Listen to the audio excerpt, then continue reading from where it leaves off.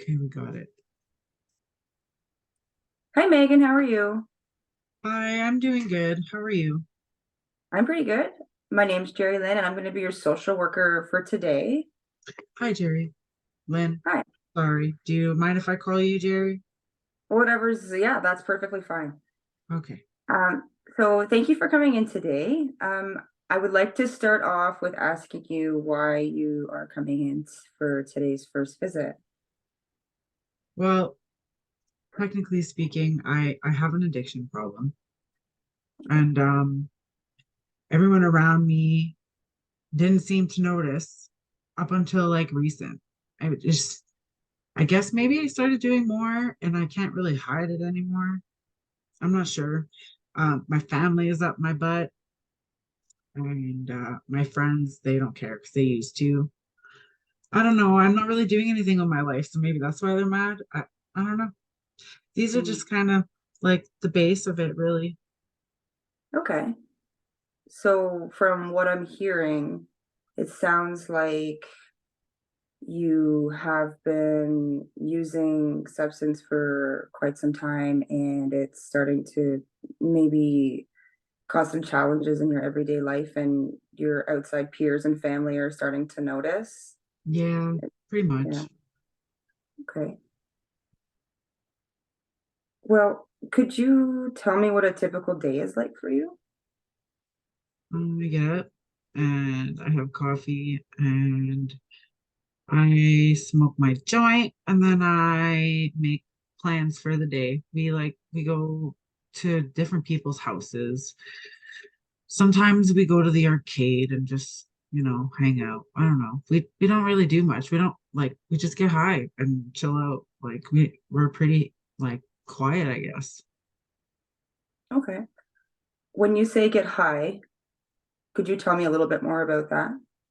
Well, mostly we smoke meth, but like there is heroin and stuff like sometimes. It just depends. Okay. And when was the last time that you were sober from outside substances? Does weed count? Yeah, last time you were not using anything at all. I don't know. It's been a really long time. Probably like a few years. I understand.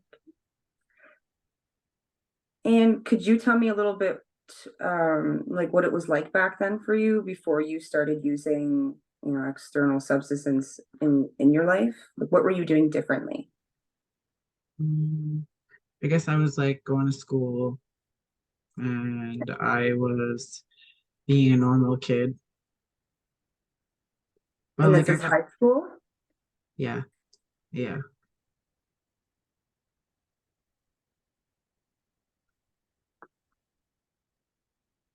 Could you tell me a little bit more about your high school upbringing? Bitches are cruel, man.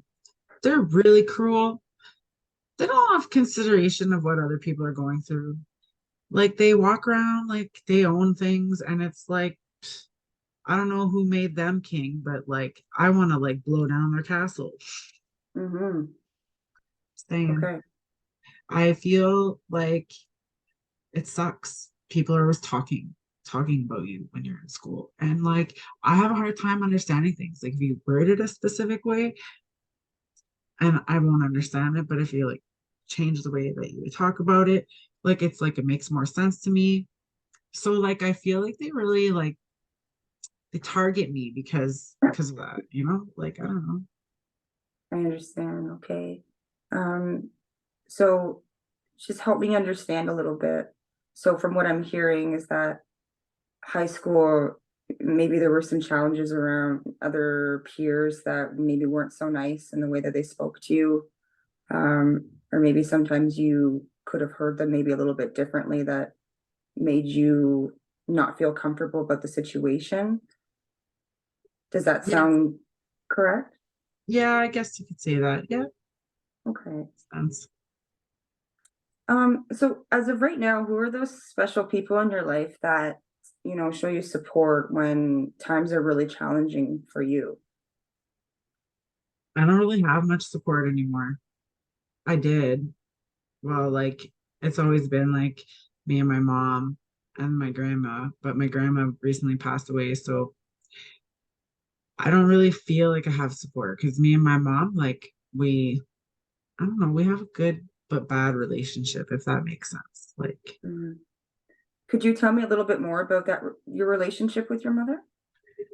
well, she's like my enabler, you know. It started like with cocaine and like I don't know, I always knew something was up. So I would always like call them out on it. And then one time we just got high together. So I don't know, like I just feel like it's the only time we bond is when we're like using. It's kind of toxic, I guess. Okay. Do you feel like she is a positive influence in your life? Sometimes, but sometimes I don't.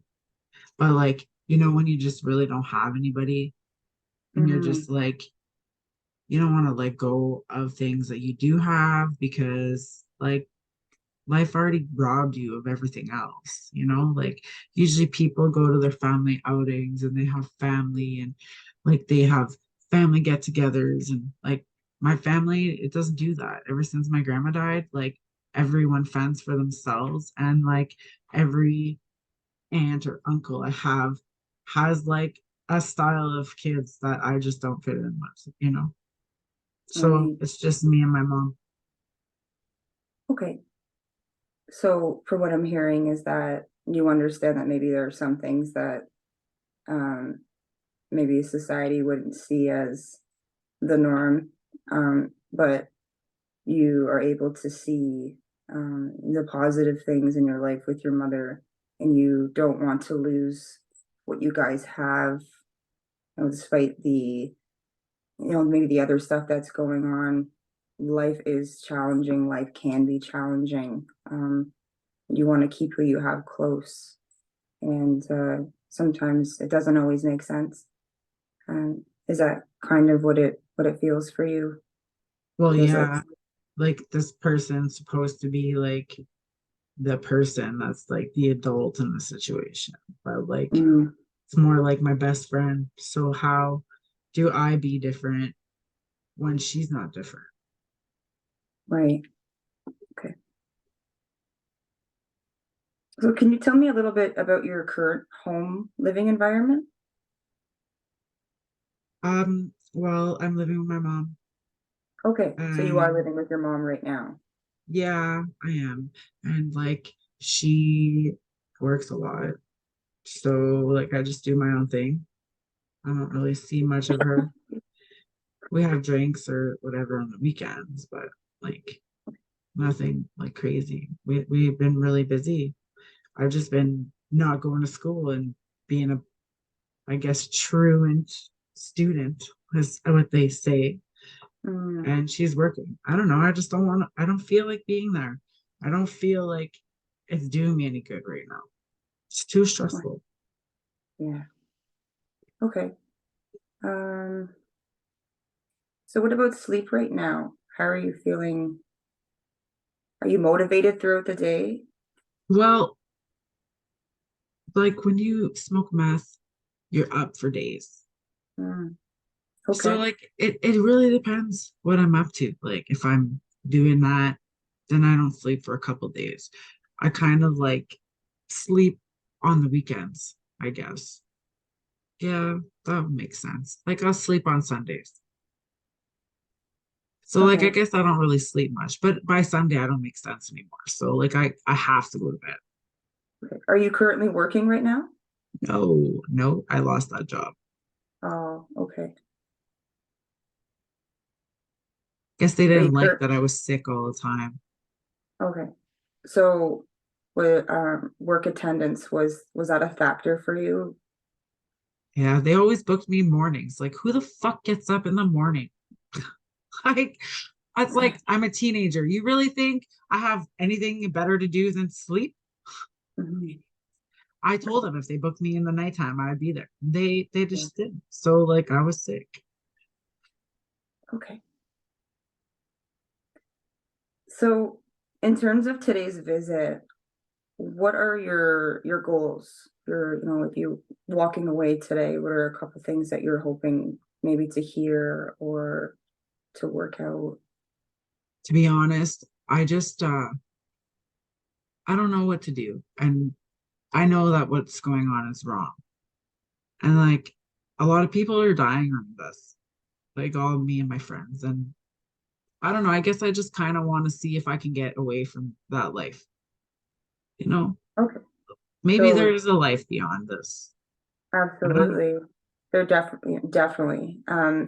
So from what I'm hearing, you're kind of at the point where you're sick and tired of being sick and tired, and you're ready for a change, and maybe looking for some resources going, in terms of that. And have you heard of peer support groups? What's that? So peer support groups are groups of people who have experienced or are experiencing similar challenges, whether that be in sorry for your current substance use or challenges with mental health. But in your case, if you're looking for peer support groups for substance use, whether that be Narcotics Anonymous, Cocaine's Anonymous, there's Alcoholics Anonymous. So you can pick what group fits you and what you're comfortable with. You can hopefully find a sponsor, someone whom you look up to, someone who can guide you in your recovery when you have questions.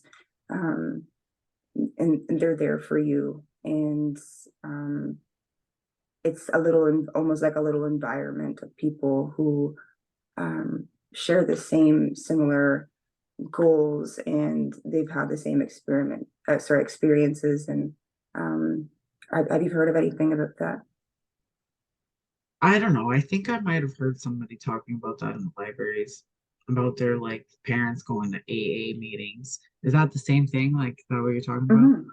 Yeah, exactly. But like, is that going to be enough to keep me sober? Like, Yeah. So like I have, well, how does it work? Like, I'm at a meeting for a long time. Like, is it like multiple times a day? Like, so there are meetings that happen throughout the day. There are meetings that happen online, in person. So you pick whatever benefits you and your lifestyle. So sometimes people go to 3 meetings a day. Some people go to 1 meeting a week. It's whatever you're feeling, whatever best suits you. So I'm happy to give you with some information, and I can help you make connections with that as well if you're interested. absolutely. I think that I would try it. I would try it. I Okay. mean, what would happen? Like, I don't like it and I just leave. Exactly. I mean, and you can try different meetings as well. So each meeting sometimes offers a little bit of variety of the way that they distribute information. So yeah, we can definitely talk about that further. And do you have any other questions at this point? How often can I see you? You can see me as often as you like in terms of how you're feeling that day, weekly. You can reach out to me via text. You can reach out to the office as well if I'm not there that day, but I am here Monday to Friday. I can also give you some information for some services for if you are having a crisis and I'm not available. Are you interested in those services as well? Yeah. And I think I want to come in once a week because I don't know.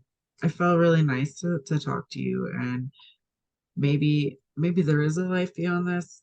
I don't know. Maybe I Yeah. could break the cycle. I mean, it's Yeah. not likely, but I mean, I could try, right? Well, I think you coming in today is definitely like the first step can always feel challenging because it's something new. Um, but I'm really happy that you're here and I'm happy to help you. And I'm happy to make those connections for you and answer any questions that that come up for you. So in terms of appointments, are you a morning or evening person? We like do like after lunch. Yeah. Yeah, that would work better for me because And I don't know. are you driving right now? No, no, I take the bus. And how are you in terms of funds for the bus? Do you need any? I have some bus tickets here if needed. I mean, I won't say no to bus tickets. It adds up, and I'm always taking buses, whether it's to you or when I decide to go to school or to my friend's house. Okay. And again, So, do you have any other questions before you leave today? um, no, but I wanted to say thank you. Oh, you're That very maybe welcome. because maybe this is good. You never know. I'm willing to Definitely. try everything once. I said that about drugs too. Probably Uh, not a funny joke, but I thought, it's good. You're going to do great. I'll see you at our next appointment. Have a okay, great day. thank you. You too. Take care. Don't stop recording. Oh Oh my my God. goodness. Um, wow. Like I can so tell that we've been practicing. True story. Like I feel that your your variety of speaking was like it was very colorful. Like, you did some open-ended questions, you did some closed-ended questions. I visually saw you and felt that you were actively listening to me, and you kind of gave me that empathy feeling where I wanted to talk to you about it. And I was happy with the resources. And as a first visit, you seem so calm and collective, and your flow is very, like, it was consistent. Once you started, it was like just coming to you. And I was really impressed. Like even though I was trying to play the part, I was hearing some stuff like how you were saying things, like even your vocabulary, and I was like, sheesh, listen to this girl, like. Then I had to crack a joke at you or something, just um I believe that you did very well, and I'm very, very happy to see that you have grown in this just as much as I'm sure I have. Lots It's of practice. it's very hard. It's hard. It's I hard, was but like thinking about like it's hard balancing like listening and then knowing kind of what you're gonna ask or do next. But yeah, no, absolutely. It's like to keep it consistent. And sometimes you're like, hey, you're about to say and you're like, well, just trying like I no. know. I Or you like I I could started tell that you leaning. tried. Yeah, you really deflected the ums, and I've caught that a couple times too. I was like, sheesh. Oh, I know. Hard. Yeah, no, I think that you did very well, and the variety was very good, and I think that you're well on your way in the right direction. I personally have been to Okay. counseling sessions, and you know, I really felt like I was in my own personal one. Oh, that's good. So Thank I mean, that's true story, true blue. Good job, girlfriend. thank you. Your turn. Um, Stop video. Nope. Sorry. Okay. Where's the stop?